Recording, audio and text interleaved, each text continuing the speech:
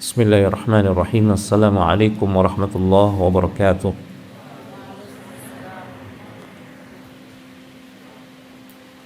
الحمد لله وكفى والصلاة والسلام على نبينا المصطفى وعلى آله وصحبه ومن سار على نهجه واقتفى. أشهد أن لا إله إلا الله وحده لا شريك له وأشهد أن محمدا عبده ورسوله. يا أيها الذين آمنوا اتقوا الله حق تقاته ولا تموتن إلا وأنتم مسلمون. يا أيها الناس اتقوا ربكم الذي خلقكم من نفس واحدة وخلق منها زوجها وبث منهما رجالا كثيرا ونساء واتقوا الله الذي تساءلون به والأرحام إن الله كان عليكم رقيبا. يا أيها الذين آمنوا اتقوا الله وقولوا قولا سديدا يصلح لكم أعمالكم ويغفر لكم ذنوبكم ومن يطع الله ورسوله فقد فاز فوزا عظيما. فإن أحسن الكلام كلام الله وخير الهدى هدى محمد صلى الله عليه وسلم وشر الأمور محدثاتها وكل محدثة بدعة وكل بدعة ضلالة وكل ضلالة في النار. Bapak-bapak, ibu-ibu, jamaah pengajian yang semoga senantiasa dirahmati Allah Subhanahu wa taala. Tidak henti-hentinya kita bersyukur kepada Allah, memuji Allah Subhanahu wa taala atas taufiknya. Salawat serta salam kita haturkan untuk baginda nabinya yang mulia alaihi salatu wassalam, juga untuk segenap keluarga dan para sahabat beliau dan seluruh umat beliau. Pada malam hari ini yang kita harapkan keberkahannya, kita akan mengkaji sebuah hadis Rasulullah sallallahu alaihi wasallam yang erat kaitannya dengan fadilah tawakal. Hadis yang diriwayatkan dalam Sahih Al-Bukhari dan Sahih Muslim dari sahabat yang mulia Abdullah bin Abbas radhiyallahu ta'ala anhuma. Rasulullah sallallahu alaihi wasallam bersabda, "Uridat alayya al-umam." Ditampakkan kepadaku umat-umat yang terdahulu dan termasuk juga umat beliau alaihi salatu wassalam. Fa akhadha an-nabiyyu yamurru ma'ahu al-ummah. Saya melihat ada seorang nabi diikuti oleh sekumpulan pengikutnya. Wan nabiyyu yamurru ma'ahu an-nafaru. Ada seorang nabi hanya diikuti oleh beberapa orang saja, sedikit pengikutnya. Termasuk Nabiullah Nuh alaihi salam. Beliau berdakwah, mengajak kepada tauhidullah, mengajak kaumnya untuk hanya beribadah kepada Allah Subhanahu wa taala selama 950 tahun. Namun para ulama menyebutkan pengikut beliau yang beriman hanya 82 orang. Bayangkan 950 tahun berdakwah, pengikutnya hanya 82 orang. Jadi banyak para nabi dan rasul yang pengikutnya sedikit. Wan nabiyyu yamurru ma'ahu al-'asharah. Saya melihat ada nabi yang pengikutnya menemani beliau hanya 10 pengikutnya. Wan nabiyyu yamurru ma'ahu al-khamsah. Ada nabi yang diikuti oleh pengikutnya hanya 5. Wan nabiyyu yamurru wahdahu. Ada nabi yang tidak ada pengikutnya, dia berjalan sendiri, tak ada pengikut. Fa nadhartu fa idza sawadun katsirun. Tiba-tiba aku melihat ada sekumpulan umat yang sangat banyak sekali jumlahnya. Qultu ya Jibril haula'i ummati. Kemudian Rasulullah SAW bertanya kepada Jibril, wahai Jibril, apakah yang banyak ini adalah umatku? Qala la, walakin Nabi SAW bertanya kepada Jibril, wahai Jibril, apakah yang banyak ini umatku? Jibril mengatakan tidak. Walakin inzur ilal ufuqi, tapi coba lihat di ufuk sana. Fanadhartu fa idza sawadun katsir. Kemudian saya melihat ke arah ufuk. Saya melihat ada jumlah manusia yang sangat banyak, jauh lebih banyak. Qala, Jibril mengatakan, haula'i ummatuk. Ini adalah umatmu wahai Nabi Muhammad sallallahu alaihi wasallam. Wa haula'i sab'una alfan qaddamahum la hisaba alaihim wala adab. Dalam riwayat yang lain disebutkan minhum sab'una alfan yadkhuluna al-jannata bighairi hisabin wala adab. Di antara umatmu yang banyak ini wahai Muhammad sallallahu alaihi wasallam, di antara mereka ada 70.000 golongan atau 70.000 orang yang akan masuk surga tanpa hisab dan tanpa adab. Langsung masuk surga, tidak ditanya-tanya dulu oleh Allah Subhanahu wa taala, tidak diadili sebagaimana manusia yang lain, langsung masuk surga. Subhanallah. Allahumma ja'alna minhum. Semoga Allah Subhanahu wa taala menjadikan kita di antara mereka. Qultu walima? Qala kanu la yaktawun wa la yastarqun wa la yatatayyarun wa ala rabbihim yatawakkalun. Dalam riwayat yang lain disebutkan bahwasanya setelah Rasulullah sallallahu alaihi wasallam mengatakan di antara mereka ada 70.000 golongan atau 70.000 manusia yang akan masuk surga tanpa hisab, tanpa adab, maka Rasulullah langsung masuk ke rumah. Karena dulu rumah Rasulullah SAW berdempetan dengan Masjid Nabawi. Setelah Nabi mengatakan ada 70.000 orang yang akan masuk surga tanpa hisab, tanpa adab, Nabi masuk ke rumah. Para sahabat yang masih berada di masjid ketika itu, mereka berdiskusi, membicarakan siapa mereka ini yang 70.000 orang yang akan masuk surga tanpa adab, tanpa hisab, tanpa adab. Ada sebagian sahabat yang mengatakan mereka adalah orang yang benar-benar beriman kepada Rasulullah SAW dan menjadi pengikut beliau, ya, yang langsung beriman kepada Rasulullah SAW, ya, seperti Khadijah, seperti Abu Bakar As-Siddiq. Itu sahabat-sahabat yang baru didakwahi atau baru ditawari Islam, langsung masuk Islam. Sebagian sahabat ada yang mengatakan 70.000 golongan ini ya mereka yang langsung beriman kepada Rasul SAW dan langsung mengikuti beliau. Karena sebagian sahabat ada yang di awal dakwah Rasulullah SAW mereka memusuhi Rasulullah, seperti Umar bin Al-Khattab, Khalid bin Al-Walid, Abu Sufyan, dan para sahabat yang lainnya. Awalnya mereka memusuhi Rasulullah SAW, beberapa tahun kemudian mereka masuk Islam.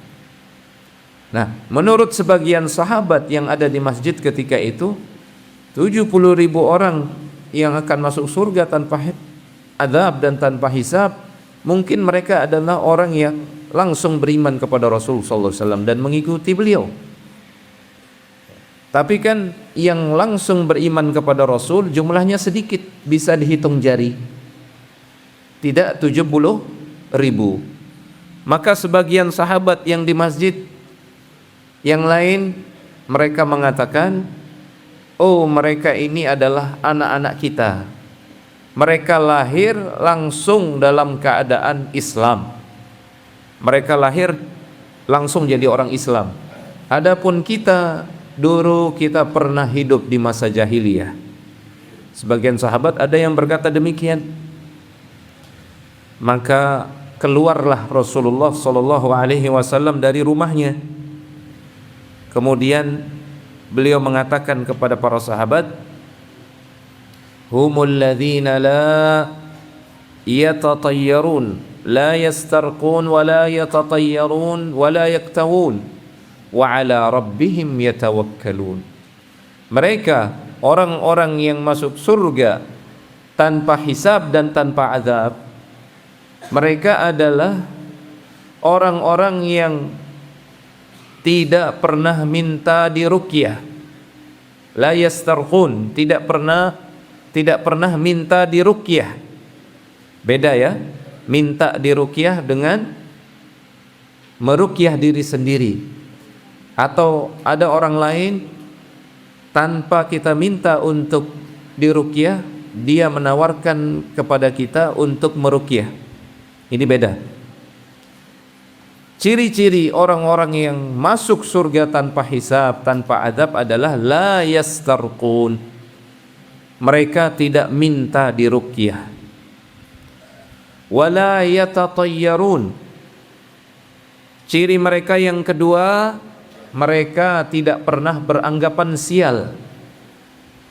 Dulu di zaman jahiliyah, orang-orang Arab kalau mau pergi ke pasar, mau keluar perjalanan jauh, ketika mereka keluar rumah, kalau mereka melihat ada burung, ya, katakanlah burung hitam, maka mereka tidak jadi pergi, tidak jadi keluar ke pasar, tidak jadi pergi safar. Mereka menganggap ini pertanda sial. Inilah yang dinamakan dengan tatayyur. Melihat burung kemudian menganggap hari itu sial.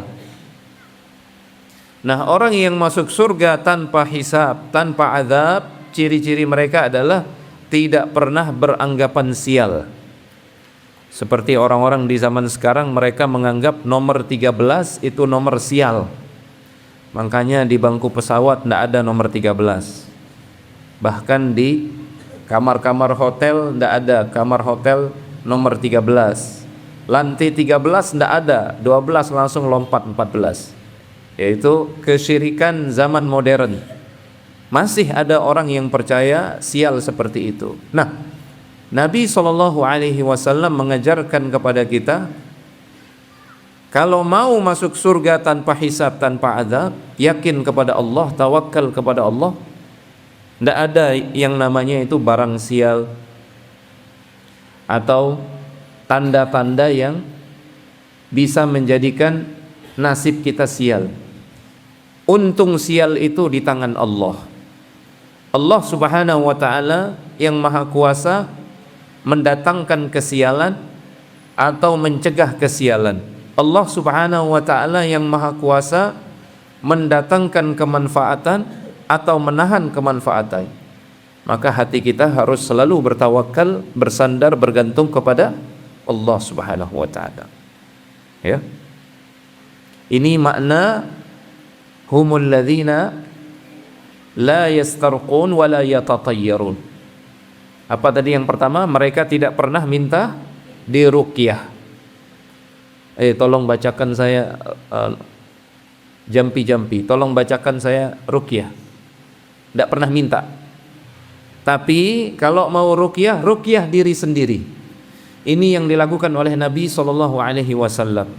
Kemudian ciri mereka yang kedua, la yatatayyarun, tidak beranggapan sial. Ciri mereka yang ketiga adalah la yaktawun. Mereka kalau berobat, mereka tidak berobat dengan besi panas. Dulu di zaman Arab jahiliyah, mereka suka berobat dengan besi panas. Dulu orang-orang Arab jahiliyah ada yang berkeyakinan besi panas ini saking ampuhnya dia dalam mengobati luka. Ada orang-orang Arab jahiliyah yang berkeyakinan besi panas ini bisa menyembuhkan dengan sendirinya. Nah, ini Tidak boleh keyakinan seperti ini. Tidak ada yang mampu menyembuhkan kecuali Allah Subhanahu wa ta'ala. Atau para ulama mengatakan tidak boleh kita menyakiti diri kita. Ta'dzibun nafs itu tidak boleh. Nah, berobat dengan besi panas termasuk menyakiti diri sendiri. Ya, makanya dimakruhkan oleh para ulama, hukumnya makruh. Kenapa hukumnya makruh, tidak haram? Karena dulu sebagian sahabat ada yang melakukan atau ada yang diobati dengan kain, dengan besi panas ini. Wa ala rabbihim yatawakkalun. Intinya mereka yang masuk surga tanpa hisab, tanpa azab adalah yang bertawakal hanya kepada Allah Subhanahu wa ta'ala. Nah, kemudian ada salah seorang sahabat yang bernama Ukashah bin Mihsan. Beliau mengatakan, "Ya Rasulullah, ud'u Allah li an yaj'alani minhum." Ya Allah, ya Rasulullah, doakan saya, mintakan kepada Allah agar Allah menjadikan saya salah satu di antara 70.000 orang yang masuk surga tanpa hisab, tanpa adab itu. Faqala Rasulullah sallallahu alaihi wasallam, anta minhum. Wa fi riwayah, Allahumma ja'alhu minhum. Rasulullah sallallahu alaihi wasallam mengatakan, engkau termasuk di antara mereka wahai Ukashah. Ini jaminan dari Rasulullah sallallahu alaihi wasallam, sahabat yang mulia Ukashah bin Mihsan termasuk penduduk surga. Bahkan ahli surga yang akan masuk surga tanpa hisab, tanpa azab. 70.000 sudah satu orang yang pasti masuk, yaitu Ukashah bin Mihsan. Ya, mudah-mudahan kita kebagian sisanya jamaah. Karena dalam riwayat yang lain, masing-masing 1.000 membawa 70.000 orang yang akan masuk surga tanpa hisab, tanpa azab. Berarti berapa itu jumlahnya? 79.000 ditambah 79 kali 70.000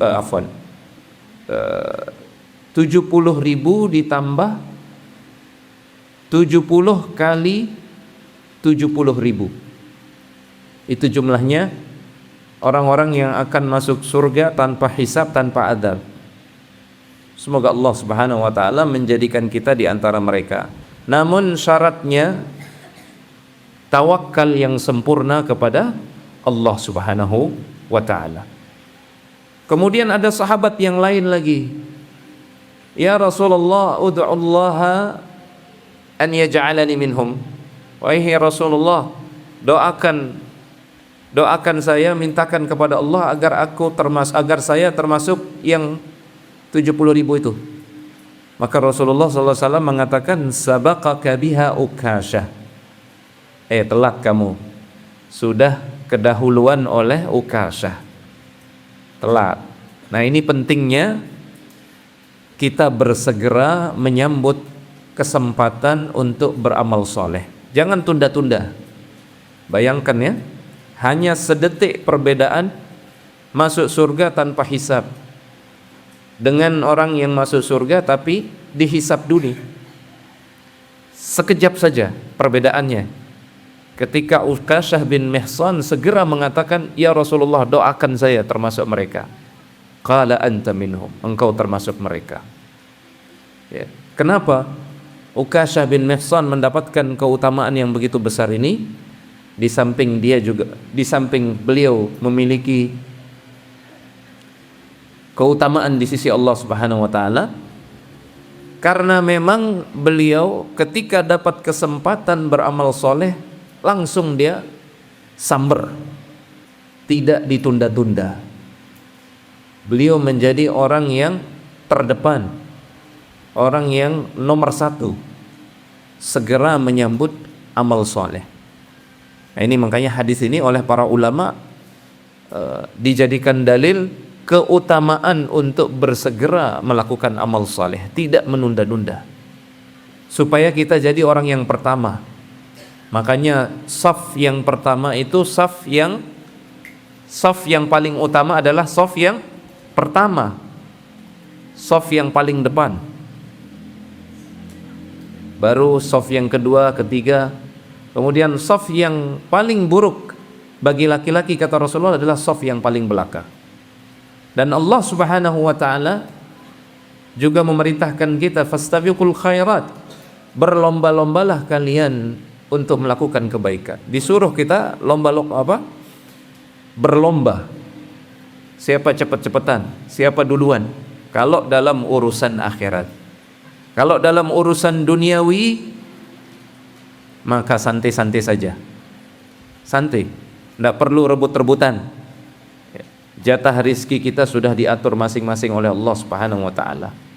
Yang perlu kita balap-balapan adalah urusan akhirat.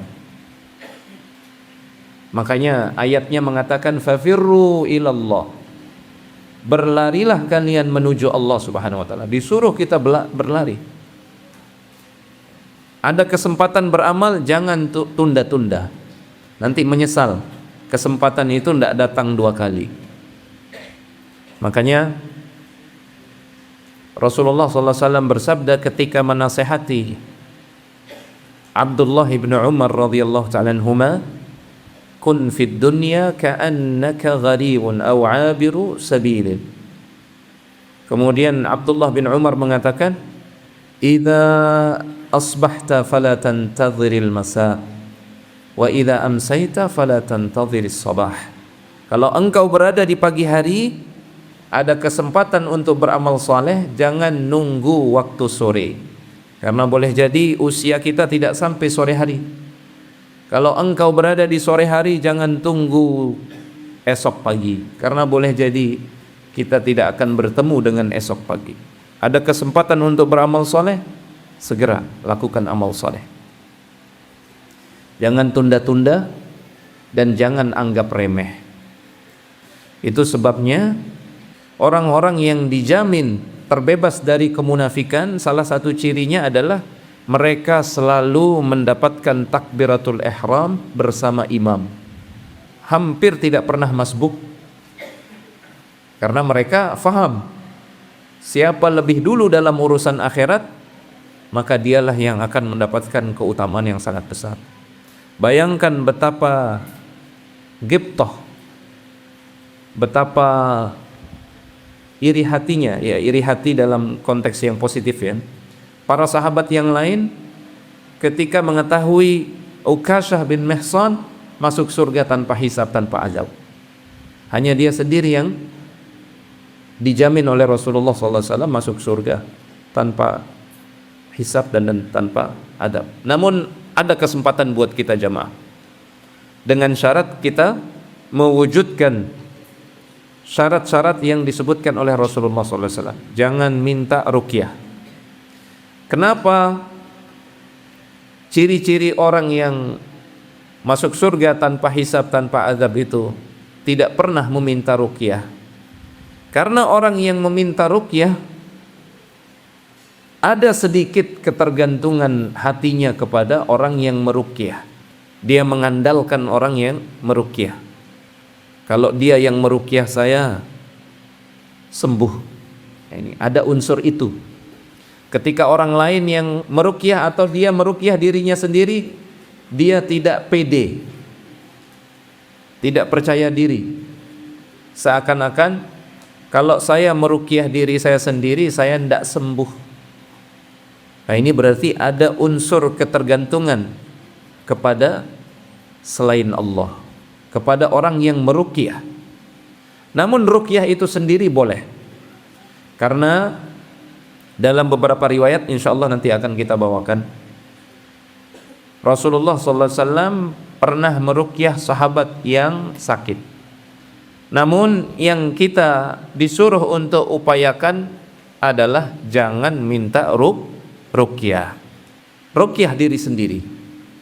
Kalau kita sakit, ruqyah diri sendiri, baca Al-Fatihah, atau yang diajarkan oleh Rasulullah membaca 3 qul sebelum tidur, atau ketika sakit, qul huwallahu ahad, qul a'udzu birabbil falaq, qul a'udzu birabbin nas, kemudian diusapkan di bagian yang sakit. Membaca Al-Fatihah Al-Fatihah juga termasuk surat yang digunakan untuk meruqyah. Dan ada riwayat dari sahabat Rasulullah Abu Sa'id Al-Khudri bahwasanya beliau meruqyah salah seorang pemimpin suku yang tersengat binatang berbisa. Diruqyah dengan surat Al-Fatihah. Subhanallah, langsung sembuh dengan izin Allah Subhanahu wa taala. Kemudian beliau dikasih hadiah makanan berupa daging. Tapi mereka ragu-ragu untuk makan daging ini halal atau tidak ini. Ini upah kita sudah meruqyah ini. Hadiah ya, bukan upah, tapi dikasih hadiah karena dia sudah dengan izin Allah sembuh berkat bacaan Al-Fatihahnya. Tidak berani mereka makan daging ini. Akhirnya mereka menghadap Rasulullah SAW. Diceritakan, wahai Rasulullah, ini ada orang yang kami ruqyah, dia tersengat binatang berbisa. Kami bacakan Al-Fatihah, dia sembuh. Akhirnya kami dikasih hadiah daging, tapi kami tidak berani makan, takut khawatir ini hukumnya haram. Maka apa kata Rasulullah SAW? Wa ma yudrika annaha ayatus shifa. Dari mana engkau tahu Al-Fatihah itu adalah ayat-ayat yang bisa digunakan untuk mengobati, meruqyah, dan bisa menyembuhkan dengan izin Allah Subhanahu wa taala. Mana-mana sini dagingnya, saya mau makan juga. Nabi makan daging itu. Barulah kemudian para sahabat tidak ragu-ragu untuk makan daging hadiah. Ini dalil bahwasanya surat Al-Fatihah itu termasuk surat yang bisa digunakan untuk meruqyah. Tapi kekuatan ruqyah ini bergantung kepada kekuatan iman seseorang, kekuatan yakin seseorang kepada Allah Subhanahu wa taala. Jadi jamaah, jangan gampang-gampang mengatakan tolong ruqyah saya. Ya. Sebelum diruqyah oleh orang lain, ruqyah diri sendiri. Ya. Karena yang menyembuhkan itu hanya Allah Subhanahu wa taala, bukan makhluk. Bukan juga bacaan makhluk. Ya. Allah Subhanahu wa taala yang menyembuhkan. Apa bedanya bacaan kita dengan bacaan orang lain? Nah, ketika kita meminta ruqyah bacaan orang lain, nah disitulah ada unsur kebergantungan kepada selain Allah. Walaupun tidak sampai kepada derajat syirik, namun ini mengurangi kesempurnaan tawakal. Ketika seseorang minta diruqyah, tolong ruqyah saya, ini kata para ulama, yanqus min tawakkulihi au an-nuqsan fi tawakkul. Kurang kadar tawakalnya, tidak sempurna. Nah, orang yang masuk surga tanpa hisab, tanpa azab adalah orang yang sempurna tawakalnya. Kemudian la yaktawun, itu hukumnya makruh, sebagaimana yang dijelaskan oleh para ulama. Lebih baik kita tinggalkan, ya. Masih ada cara berobat yang lain. Karena pada iktiwa atau berobat dengan besi panas, kata para ulama, itu terdapat unsur ta'dibun nafs, menyakiti diri. Sementara ada cara berobat yang lain yang tidak sampai menyakiti diri. Nah, jamaah yang dimuliakan Allah tabaraka wa taala, kita bahas sedikit lebih dalam terkait ruqyah. Jadi yang patut kita hindari adalah meminta ruqyah. Tapi kalau kita tidak minta diruqyah, kemudian ternyata kita diruqyah, maka ini tidak ada masalah, tidak apa-apa, boleh. Justru orang yang meruqyah temannya yang sakit, sementara dia tidak diminta untuk meruqyah, orang yang meruqyah ini dia sudah berbuat baik, berbuat ihsan. Makanya kalau melihat teman kita sakit, ruqyah dia sebelum kita diminta, jangan sampai dia meminta. Jadi para ulama mengatakan at-tafriq baina fi'lir ruqyah sawa'un bi nafsihi aw bi ghairihi wa baina talabiha. Beda antara orang yang diruqyah tanpa meminta, atau dia meruqyah dirinya sendiri, itu berbeda dengan orang yang minta ruqyah. Beda hukumnya. Yang dimakruhkan atau yang mengurangi kesempurnaan tawakal adalah ketika seseorang minta diruqyah. Karena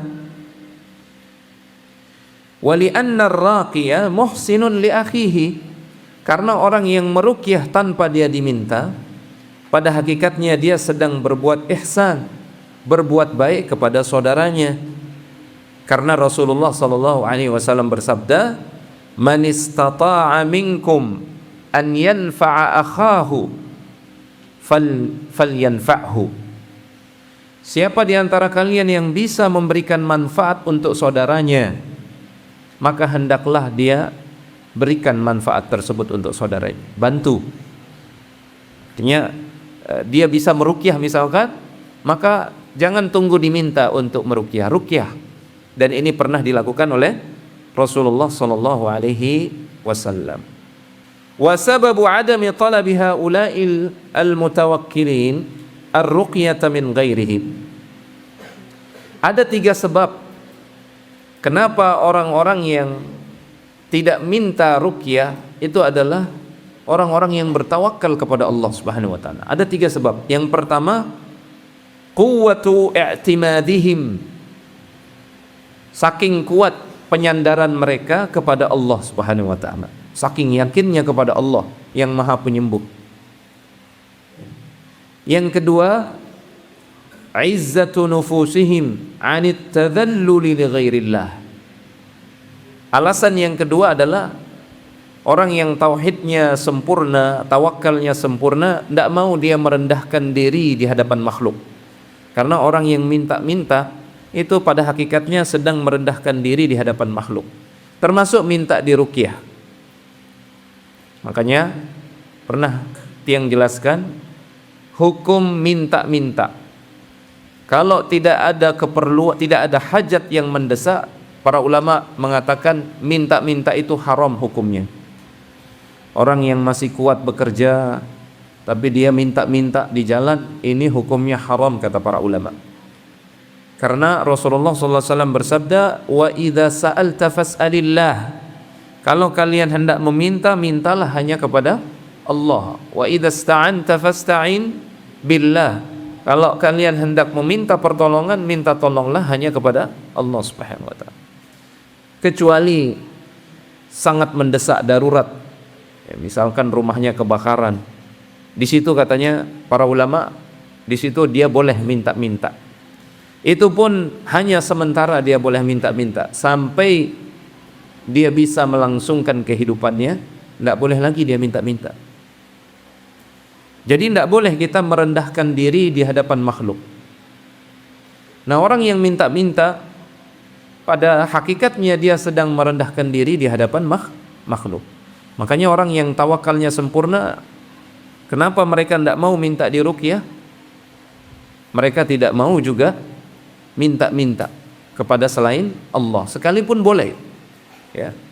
Jadi para ulama mengatakan minta diruqyah itu hukumnya tidak sampai haram, hukumnya makruh. Ya. Karena ada dalil lain yang menyebutkan bahwasanya di antara sahabat ada yang meminta diruqyah.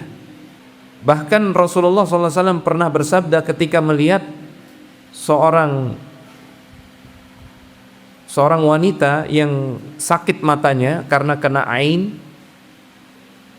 maka Rasulullah SAW bersabda, fastarqu lahar ruqyah.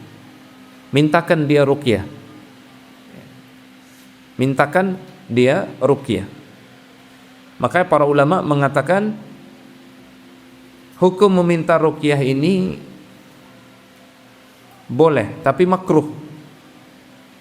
Lebih baik ditinggalkan. Lebih baik ditinggalkan. Kalau kita mau menjadi orang-orang yang masuk surga tanpa hisab, tanpa adzab. Kemudian sebab yang ketiga, lima fi dzalika min at-ta'alluqi bi ghairillah. Ini orang yang minta ruqyah kepada orang lain, ada unsur dia bergantung walaupun sedikit, ya, kepada selain Allah. Ada unsur dia bergantung kepada orang yang meruqyah. Dalam hadis Al-Mughirah bin Syu'bah, Rasulullah sallallahu alaihi wasallam bersabda, "Man iktawa aw istarqa faqad bari'a minat tawakkul." Siapa yang berobat dengan besi panas atau dia minta diruqyah, maka dia sudah berlepas diri dari tawakal. Artinya tawakalnya kurang. Kurang. Wa an Ummi Salamah radhiyallahu taala anha, diriwayatkan dari Ummu Salamah, anna Nabiy sallallahu alaihi wasallam ra'a fi baitiha jariyatan. Pernah suatu ketika Nabi sallallahu alaihi wasallam melihat seorang jariyah, wanita hamba sahaya, dia di rumah beliau, ya mungkin di rumahnya Ummi Salamah ini. Fi wajhiha saf'ah, di wajahnya itu ada penyakit. Maka Nabi sallallahu alaihi wasallam bersabda, istarqu laha fa inna biha an-nadhrah. Mintakan dia ruqyah karena dia ini sakit karena kena ain, kena pandangan mata orang yang hasad, ya, atau pandangan mata jahat. Itu ada orang yang sakit karena pandangan mata orang lain. Itu Rasulullah sallallahu alaihi wasallam mengatakan al-ainu haqqun. Penyakit gara-gara pandangan mata orang itu ada hak. Dia terjadi dengan izin Allah Subhanahu wa taala sebagai ujian. Bagaimana cara mengobatinya? Biasanya ya, ibu-ibu ini juga penting untuk tahu. Biasanya anak-anak kita di pagi hari dia main-main senang, tiba-tiba siang hari dia sudah panas, atau tiba-tiba dia demam, menggigil, padahal pagi hari dia main-main. Nah, biasanya itu kena ain, ya, besar kemungkinan itu kena ain. Makanya kita diajarkan oleh Rasulullah SAW untuk memohon perlindungan kepada Allah Subhanahu wa taala dari ain, penyakit ain. Rasulullah SAW pernah mendoakan dua cucu beliau, Al-Hasan dan Husain. U'idzukuma bikalimatillahi tammati min syarri ma khalaq min kulli ainin wa hammah. Aku memohonkan perlindungan kepadamu, aku memohonkan perlindungan kepada Allah dengan kalimat-kalimatnya, kalimat-kalimat Allah, dari keburukan semua makhluk yang diciptakannya dan dari pandangan mata yang jahat dan dari syaitan. Nabi mendoakan cucunya. Maka orang tua penting untuk mendoakan anak-anaknya. Dan kita juga melindungi diri kita dari ain ini dengan rajin-rajin membaca zikir pagi dan petang. Zikir pagi dan petang itu bisa mencegah dari ain biidznillah. Kemudian rutinkan membaca ayatul kursi, ayat kursi sebelum tidur dan di pagi hari serta di sore hari, ayat kursi. Nah, famithlu hadza yuhmalu 'ala ar-rukhsati wal jawaz. Sehingga kesimpulannya, ruqyah itu hukumnya boleh. Meminta ruqyah hukumnya makruh. Wa man aradal kamala, namun siapa yang menginginkan kesempurnaan iman dan tawakal, tarkul istirqai, maka hendaknya dia tidak minta diruqyah.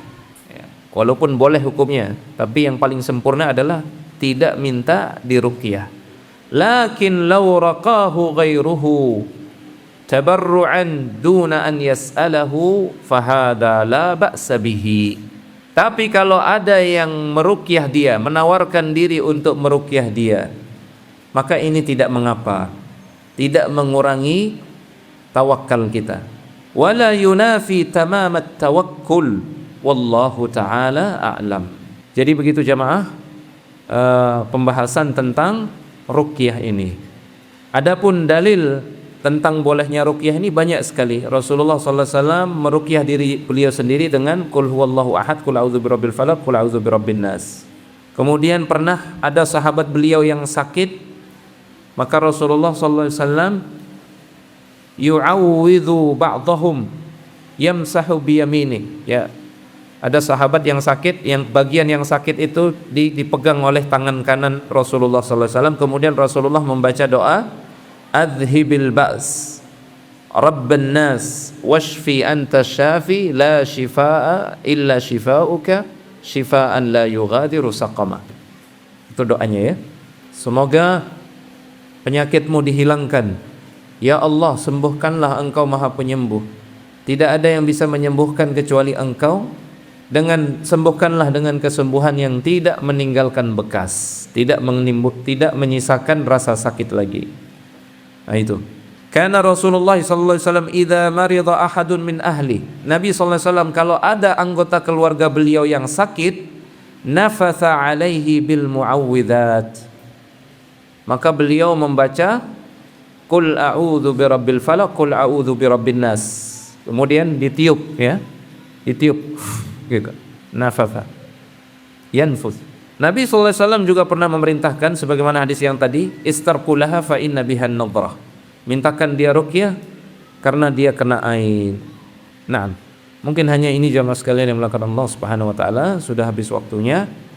Jadi intinya kalau kita sakit silakan berobat, namun jangan bertawakal kepada obat. Jangan mengandalkan kesembuhan dari obat, jangan juga mengandalkan kesembuhan dari dokter. Silahkan meruqyah diri sendiri, ini yang terbaik. Pertama, kita dapat pahala membaca ayat ruqyah. Kemudian kita dapat pahala bertawakal kepada Allah Subhanahu wa taala, tidak bergantung kepada orang yang meruqyah. Hadza wa sallallahu ala nabiyina Muhammad wa ala alihi wa sahbihi wasallam wa akhiru da'wana anil hamdulillahi rabbil alamin. Wassalamualaikum warahmatullahi wabarakatuh.